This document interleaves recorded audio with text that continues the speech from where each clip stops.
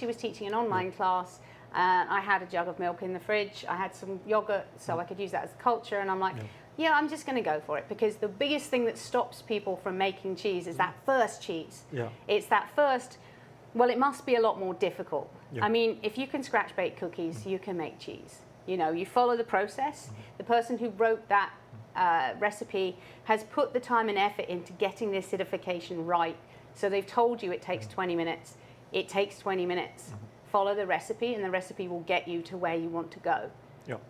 So when I first started making cheeses, I started with a cheddar, and I thought to myself, I don't need to buy a natto. I mean, my family are Scottish. You don't spend money you don't have to spend. So I thought, well, I've got food colouring. It's food. I'll colour it. And I thought, okay, in painting, you would mix red and yellow to get an orange, and that's what we're going for, kind of an orange. No, it was the pinkest thing you've ever seen in your life. It looked like salami. So you couldn't eat it? I could. I had to put it in a sandwich. Oh, God. I couldn't eat it straight up because it just looked like it should be ham, and it wasn't. You could have tricked people. I could have. Ham and crackers. You know, you go, here you go, right? But I'm Canadian now, so I'm nice. Oh, okay. Yeah. Okay. So you weren't nice before. Is that what you're trying to tell me? I was English before. You can draw from that what you will.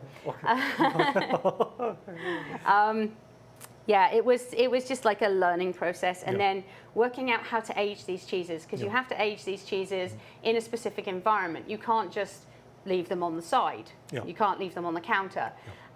So with feta, it's a bit different because it's a fast-aged cheese. You're going to be eating this in the next couple of days. But with cheddar, for instance, you have to keep it at 11 to 13 degrees C, which is warmer than your average fridge. So your average fridge is 4 degrees C.